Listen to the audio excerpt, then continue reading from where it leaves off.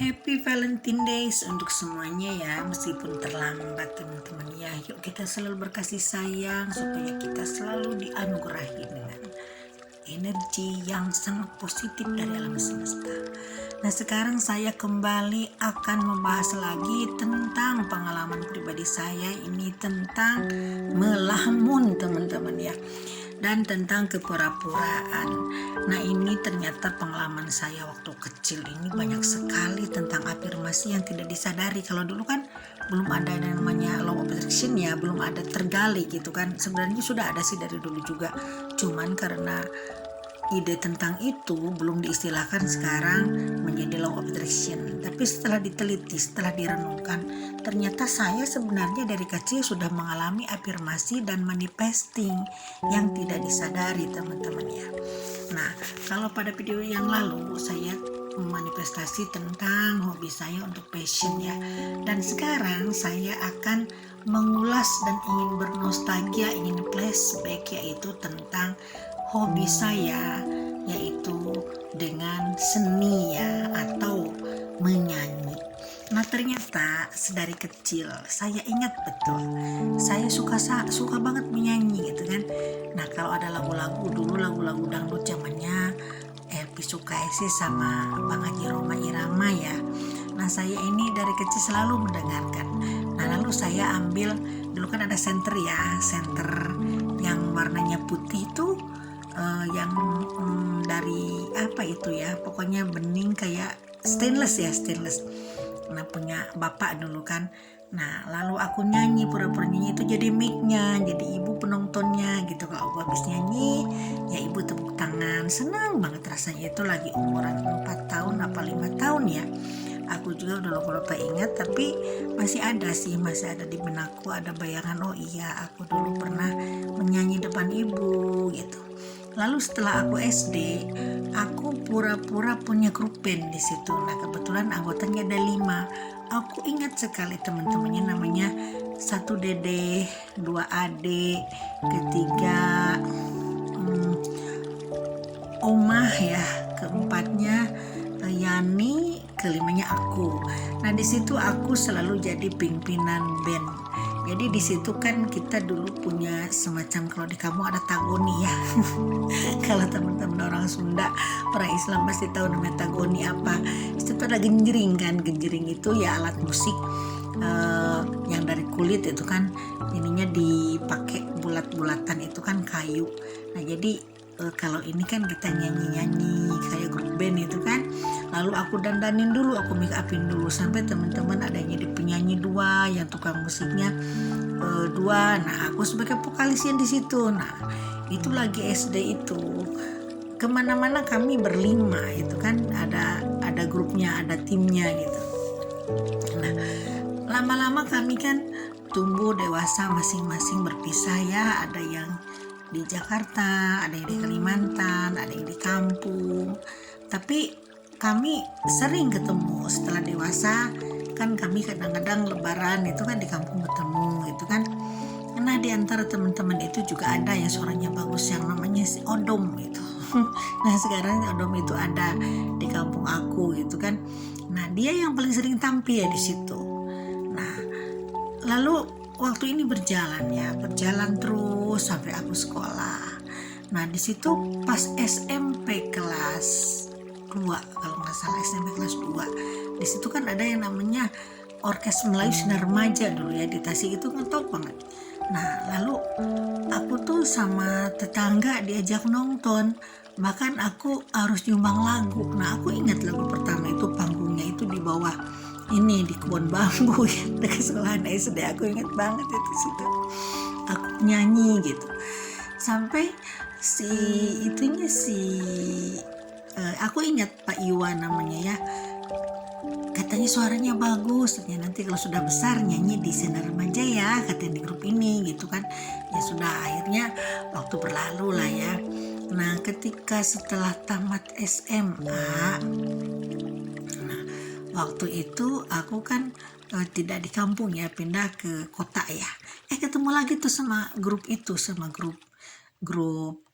dangdut Sinar Remaja. Nah aku di situ mulai ada panggung kan. aku diundang nyanyi, aku nyanyi gitu. Aku seneng-seneng aja, happy aja. Aku malah nggak mau dibayar karena aku suka kan. Nah lalu dari waktu terus berlalu, aku kuliah di Bandung kan. Nah kalau misalkan aku pulang, aku selalu dibawa manggung sama Sinar Remaja ya. Lalu pulang lagi ke Bandung. Di Bandung juga ternyata banyak grup-grup dangdut di situ yang memang aku kenal ya.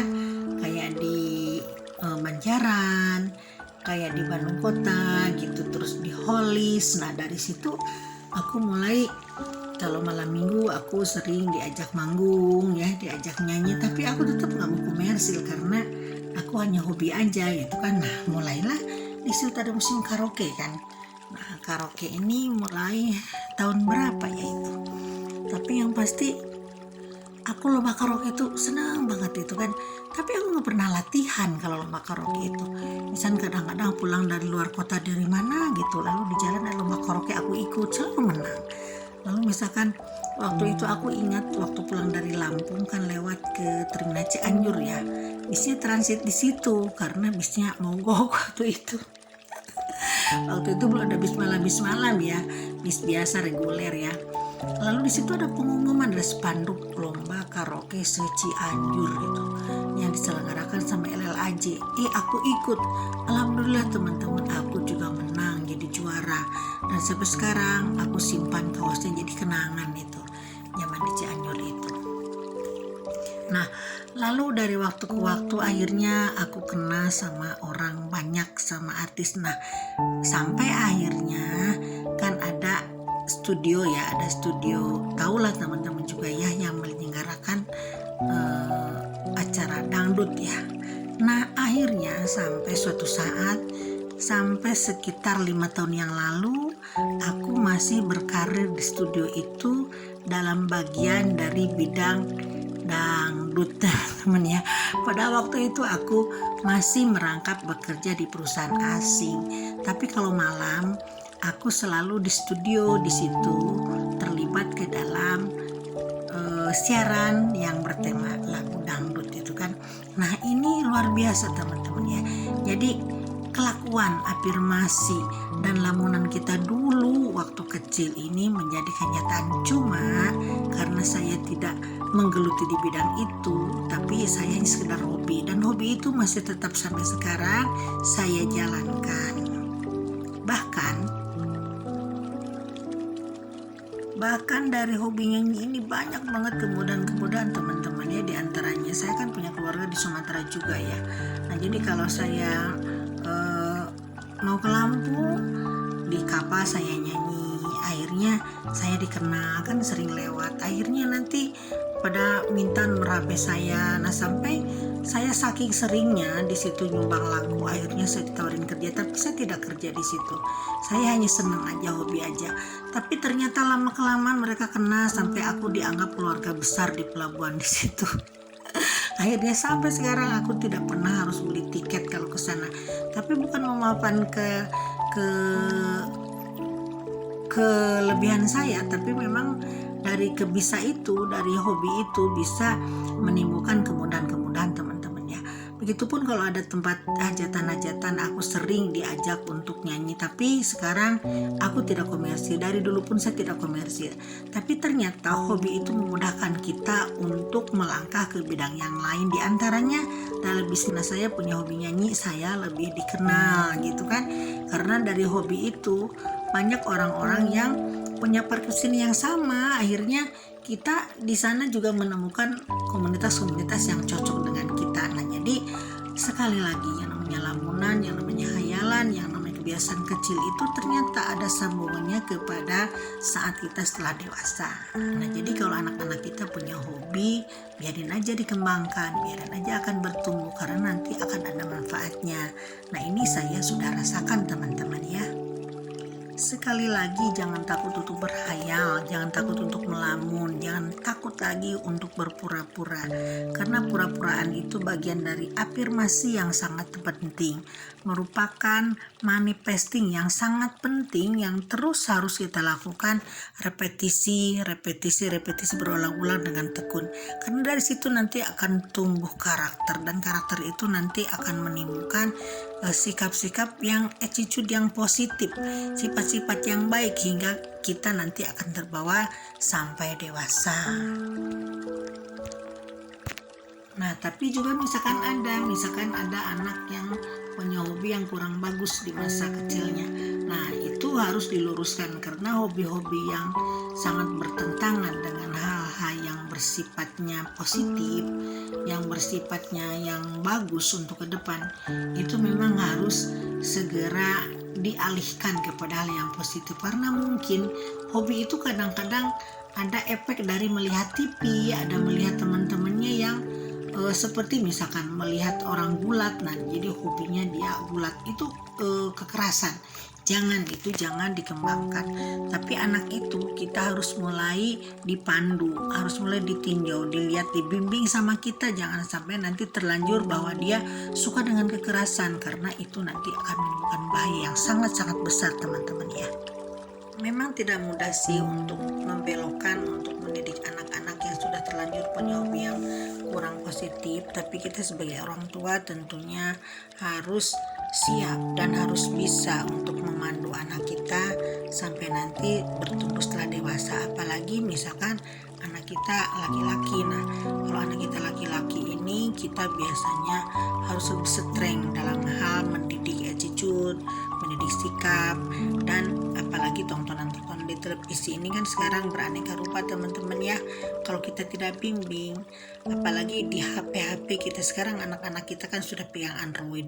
Nah, jadi kita harus memandu, jangan sampai anak kita itu ada kebergantungan terhadap handphone, karena mereka nanti kan tidak bisa memilih dan memilah, karena sekarang dunia informasi ini sangat-sangat merebak di mana-mana. Nah, saya pun, anak saya yang paling kecil sekarang, yang umurnya 5 tahun, saya tidak ada dipegangkan HP. Dan ternyata kalau dibiasakan dari kecil tidak pegang HP, anaknya tidak ada ketagihan untuk ingin selalu melihat HP, meskipun kadang-kadang saya kasih setengah jam gitu, itu pun hanya mainan-mainan seperti misalkan Marsa, seperti misalkan Mickey Mouse. Jadi anak saya tidak dididik untuk melihat game atau melihat yang lain-lain, teman-teman ya. Nah, jadi ini tergantung kitanya juga, jangan sampai nanti kalau sudah terlanjur itu susah, teman-teman ya. Yuk dari sekarang kita sendiri membiasakan hal-hal yang positif, sehingga nanti akan ditiru sama keluarga kita sendiri, terutama sama anak kita, keluarga kita, cucu kita, mungkin akan ditiru juga untuk orang lain. Kalau misalkan itu bermanfaat untuk perkembangan selanjutnya, perkembangan usia muda, why not? Apa salahnya untuk memberikan teladan lebih baik? Nah, kita kembali lagi sekarang kepada masalah pura-pura ya. Jadi pura-pura ini bisa juga berupa dari bakat alamiah kita, atau bisa juga dari misalkan dari sekedar ada semacam ide ya. Ide misalkan karena kita melihat Ronaldo ya.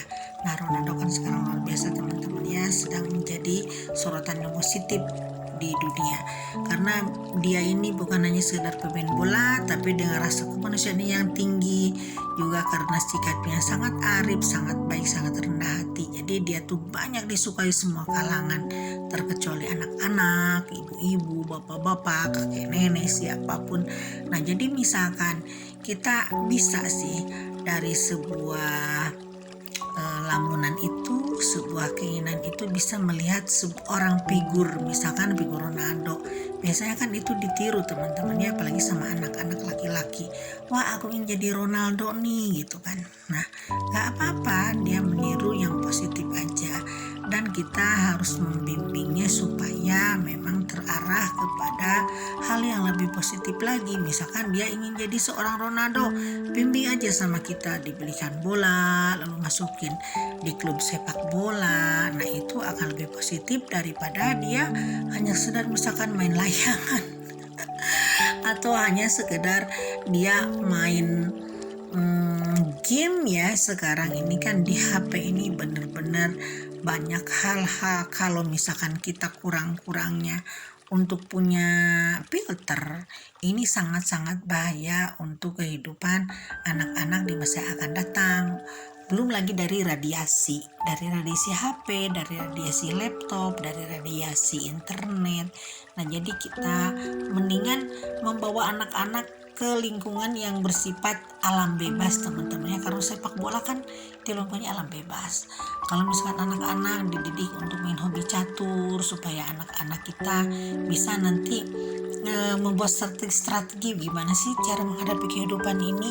Jangan sampai nanti anak kita tidak bisa menghadapi hal-hal yang bersifat sangat penting dalam kehidupan ini, misalkan menghadapi sifat-sifat yang bersifat emosional. Jadi karena dalam kehidupan ini lebih penting kan sikap emosi kan. Emosi kita kalau lebih baik, kalau lebih berimbang, lebih bisa menyeimbangkan antara positif dan negatif. Nah, itu hal yang penting yang membuat orang akan sukses dalam kehidupan. Sebuah lamunan juga bisa misalkan dari bakat kan. Ada orang yang berbakat, ada orang yang punya keturunan ya, ada yang bersifat genetik. Misalkan kalau hobi menyanyi, misalkan hobi di bidang seni, nah itu biasanya ada keturunannya, ada bersifat genetik. Nah, jadi misalkan keturunan yang positif dalam hal seni, dalam olahraga, dalam hal seni rupa, atau dalam hal apapun yang positif, itu perlu dikembangkan teman-teman ya. Nah, jadi mulai sekarang kita yuk arahkan anak kita sesuai dengan hobi dia, sesuai dengan hal-hal yang apa dia inginkan. Kita hanya mengarahkan aja, jangan sampai kita wah ini kamu harus jadi anu. Jangan teman-teman ya. Nah, jadi mulai sekarang ayo kita juga mulai mawas diri dalam arti anak-anak kita jangan kita atur, tapi anak kita itu hanya perlu dibimbing dan diarahkan kalau misalkan dianya melenceng ke arah yang tidak baik.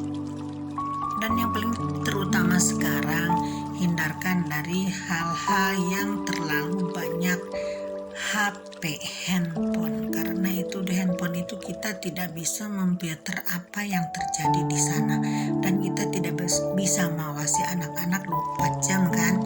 Nah, jadi kita batasi pemakaian HP, karena HP ini memang benar-benar hanya bisa dipakai untuk yang berjiwa dewasa. Jangan sampai nanti pengaruhnya sangat buruk untuk kehidupan anak-anak di masa yang akan datang. Nah, videonya teman-teman udah sangat panjang ya, panjang sekali nih videonya, hampir 20 menit. Mudah-mudahan teman-teman bisa mengambil insight-nya daripada video saya. Mudah-mudahan sehat selalu. Wassalam.